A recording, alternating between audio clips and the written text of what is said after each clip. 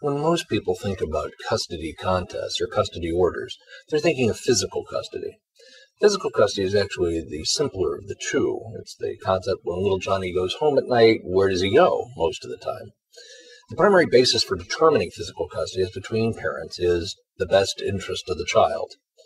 Under both the statute and modern case law, there's no preference between mothers and fathers as to who should have primary physical custody of a child. The options are joint physical custody or primary physical custody to one and secondary physical custody to the other. Sometimes this is called visitation.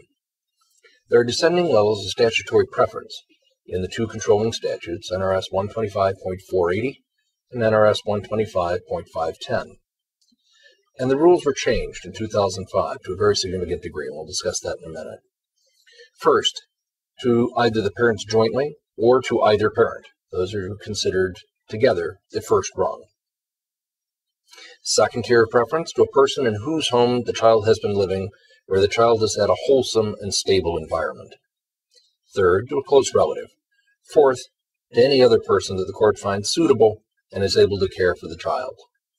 Under the 2005 amendments to the custody statute, every court in every custody case is required to determine what the best interest of the child would be by considering and setting specific findings of fact concerning, amongst other things, the wishes of the child if the child is of sufficient age and capacity to form an intelligent preference as to his custody, any nomination by a parent or a guardian of the child, which parent is more likely to allow the child to have frequent associations and a continuing relationship with the non-custodial parent, the level of conflict between the parents, the ability of the parents to cooperate to meet the needs of the child, the physical, developmental, and emotional needs of the child, the nature of the relationship of the child with each parent, the ability of the child to maintain a relationship with any sibling, any history of parental abuse or neglect of the child or of a sibling of the child, and whether either parent or any other person seeking custody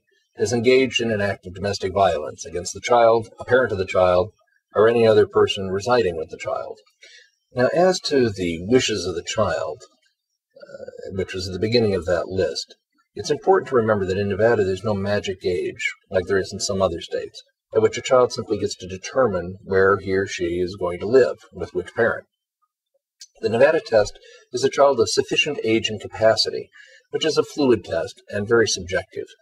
There are very mature 12 and 13-year-olds and very immature 16 and 17-year-olds.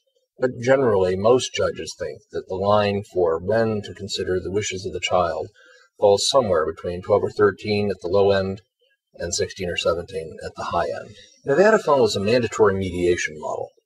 In most cases, parents are given the opportunity to try, at least, to work out a custody and visitation between themselves, either through the court's Family Mediation Center or through a private mediator if they wish instead. In any event, the possibilities for determining primary physical custody are agreement between the parties, mediation, or litigation. Once you're in the litigation process, a court can resolve a dispute on a law and motion hearing, which is where the parties or the lawyer simply give oral argument, or by way of an evidentiary hearing, which you should think of as a trial. That's where witnesses are called and evidence is presented, etc. Or by an outsourced evaluation and return, and possibly an evidentiary hearing after that return. That involves having an investigation and possibly testing performed by an evaluator, usually a psychologist, with a report turned in regarding the parent's abilities and problems and the apparent validity of any allegations made by one party against the other. We've posted a flowchart showing the various ways in which custody cases can be resolved and which legal tests are applicable to each kind of custody dispute on this child custody page. In reality, there's two primary approaches to physical custody, which could be followed by a judge: the continuity of child's view approach or the fresh start approach.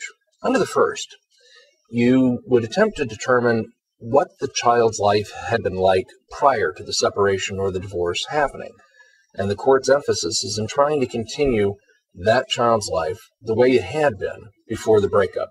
There's a list of factors that a court can consider in determining who's been the historical primary caretaker on this page. The other approach, the fresh start approach, has to do with the concept that divorce is necessarily a dramatic event in the lives of the parties, and gives rise to the need to give everybody a fresh start and determine what their relationships are going to be. Under this view of the divorce process, everybody is given an opportunity, basically, to fail, and both parents are considered to be equal, at least in terms of possibilities, equal custodians of the child. Neither of these approaches is really right or wrong, but it's important to remember that judges are all over the map in their predispositions and announced policies. Having a working knowledge of what approaches are possible, and, if possible, where a judge stands on them, can be very valuable in anticipating likely outcomes in court on any custody case.